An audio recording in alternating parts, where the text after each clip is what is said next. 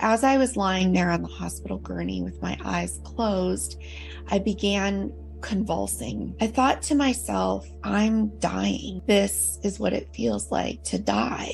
And right at that moment, I popped out of my body. I was no longer attached to my body, and the pain was completely gone. I was so detached that I then noticed that I was up on the ceiling and I was looking down at the scene below me, and I could see my body lying there on the gurney, but I could see that my essence was no longer a part of that body, that it was just the shell of who I am.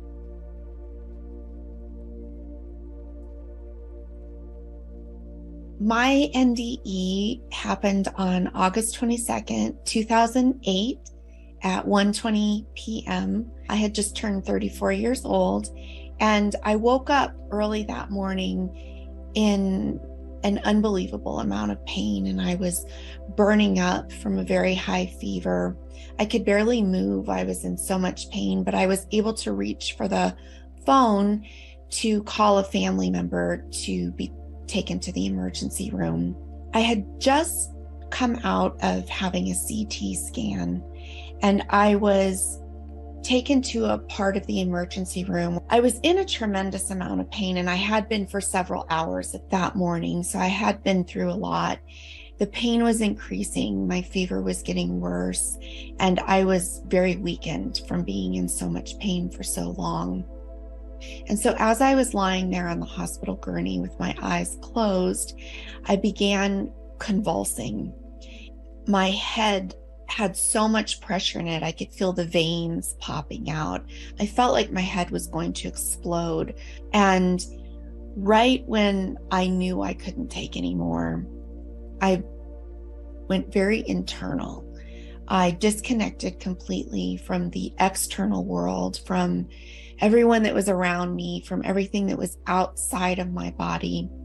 I thought to myself, I'm dying. This is what it feels like to die. And I wasn't scared. It was just a very matter of fact knowing. And right at that moment, I popped out of my body. I was no longer attached to my body, and the pain was completely gone. I was so detached that I then noticed that I was up on the ceiling of the room that I was in, and I was looking down at the scene below me, and I could see my body lying there on the gurney, but I could see that my essence was no longer a part of that body, that it was just the shell of who I am. I saw the people around me scurrying around. I felt their various emotions of being frightened, being bewildered, wondering what was happening, moving into action, assessing.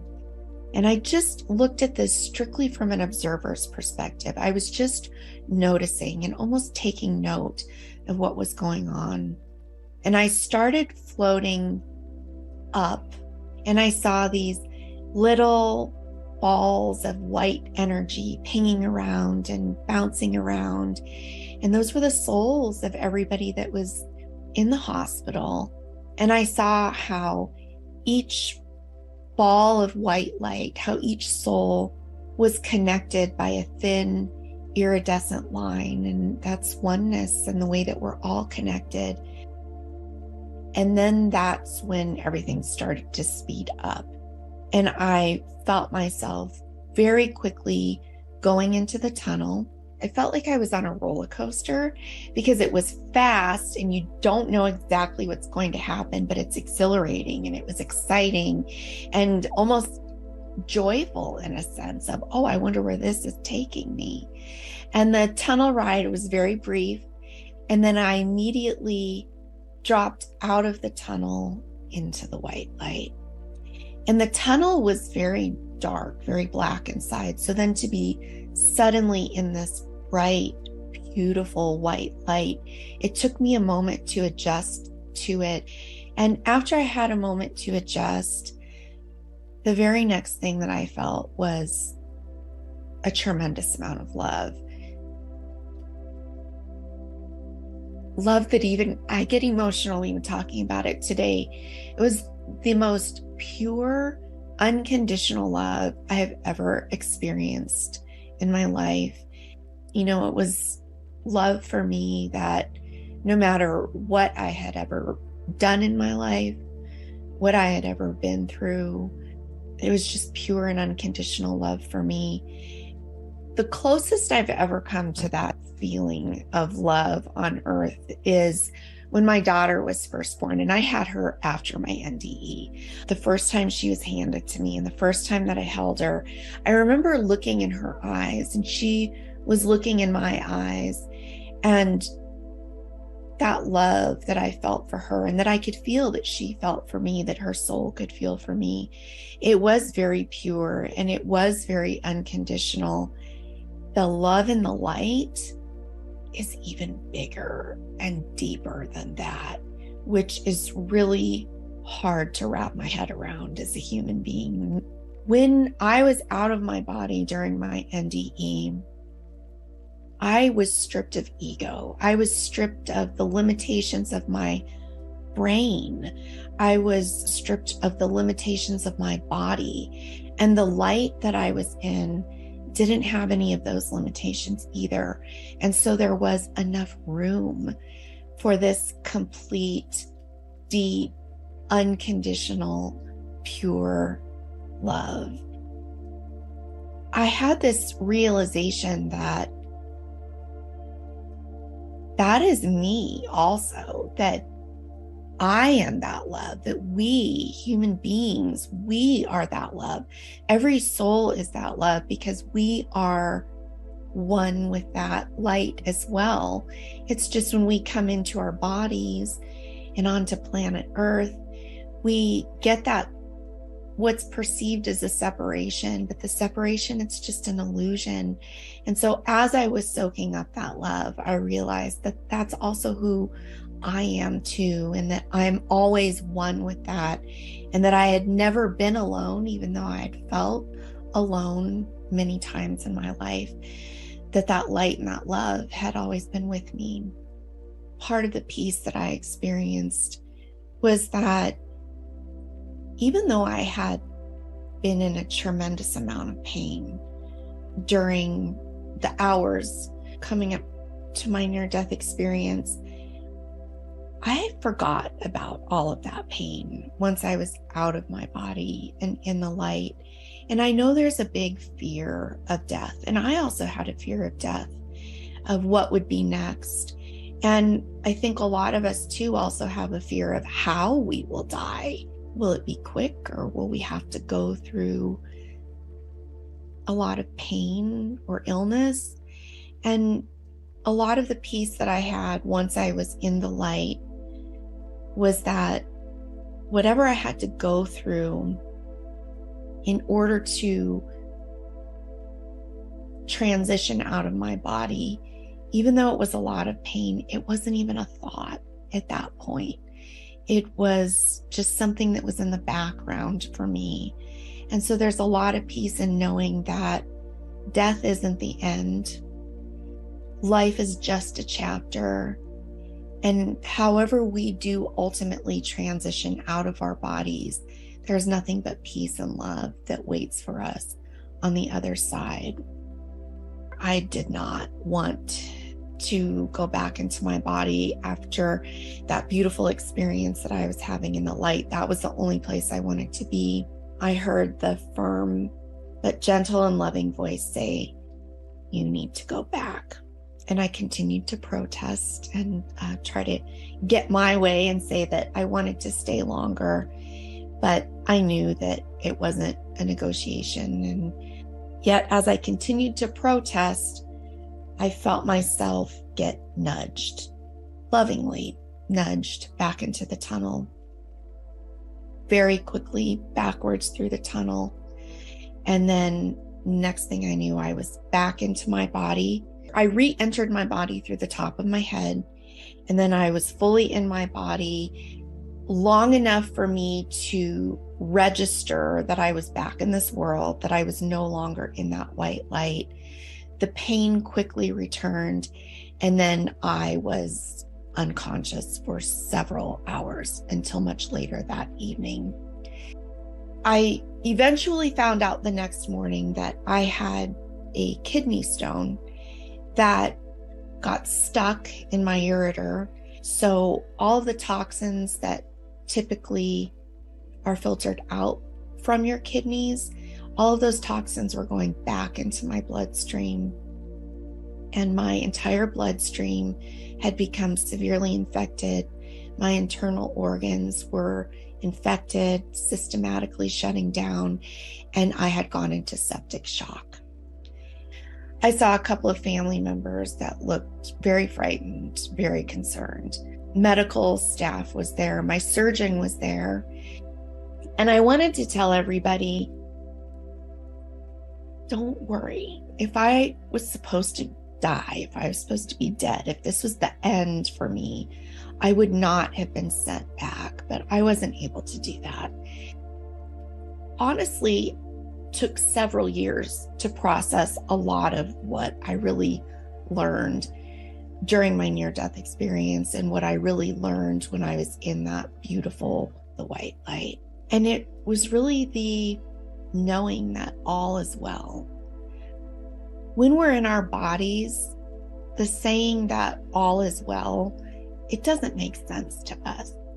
When we're here in our bodies, we don't have a complete picture of what's happening. We don't see all of the pieces that are going on. And when we are out of our bodies, when we're in the light, when we've transitioned out and we are stripped of ego and the limitations of our brain and the limitations of our body, we have that 360-degree perspective. And when you have that 360-degree perspective, when you have the complete picture, when you see the complete picture, saying that all is well makes perfect sense. And that continues to bring me a lot of peace as I'm back in my body. There's a quote that I love that always helps to keep me in that peaceful place of all is well and in the peaceful place of flow. And it's, nature does not hurry, yet everything is accomplished. And there's so much truth to that. We can just get out of our own way long enough to allow that to be. And so I was very motivated after my NDE to look at my trauma and to heal my trauma. And healing isn't always fun, but it's so worth it because you want to have those holes filled back in and you want to feel complete so you can live in the peace of being your true and authentic self. And so you can experience the abundance and the love and the joy of really being in alignment with your soul's purpose. Your trauma is your clue for knowing where your healing is. And our trauma and our conditioning, it's what we learn from. And our parents and our caregivers, I truly believe that they did the best they could with what they had. It's taken me a while to be able to say that and truly believe that and to heal any resentments that I might carry with me. Once you get there, there's a lot of peace in that too. And if we can all look at our traumas, look at our wounding, and do what we can to heal that, our holes will start to get filled back in, and the wounds will be healed, and we will start to feel complete here on earth so we can live out our true purpose. Where you are in each moment, that is your purpose. And there's a lot of peace in knowing that. If you're having a bad day, or if you're having a good day, if you yelled at your kids that day, or if you had a great day with your kids that day, you are always in your soul's purpose because we are here to learn. We are not meant to be perfect every single day to fit the definition of being in your soul's purpose. We're all learning, we're all evolving, we're all progressing along our path. And while we are here to learn, school is earth. The earth is school, and it can often feel like the school of hard knocks. It's not all serious. Every school has a playground. So go out and find your playground and have some fun, because it's not all meant to be serious.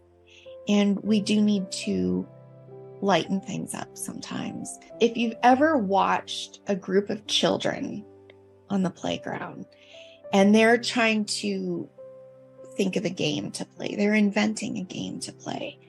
They have so many different ideas and they are bursting with excitement to start the game. But then if you look at a group of adults that got put on that same playground to invent a game, the first thing we're going to do is we're going to think of everything that could go wrong in the game. And what will we do if that goes wrong? And what is the rule around this? And what's your role and what's your role? That's very serious. And sometimes that's needed, but we could learn a lot from those children that are getting together as a group to have fun and to play a game and to just do what feels good. There's a lot of learning in that for us. We do all have a purpose in each day. We all have an ultimate purpose. And sometimes that purpose is just in being. You don't have to be doing all the time. Being is oftentimes all you need, because it allows that flow. It keeps you from getting in the way all the time for the beauty that's trying to unfold in your life and the people's lives around you. And your soul and your intuition and your higher self is always there to guide you and to show you synchronicities and to open doors for you and to close doors that aren't meant for you. And just getting quiet enough and continuing to work on your healing so you can hear the wisdom of your intuition coming through. Your soul knows you. Your soul knows whether you're going to hear the message today or 6 months from now or 6 years from now. Your soul already knows. It's never going to rush you. All you need to do is just try to get quiet enough to listen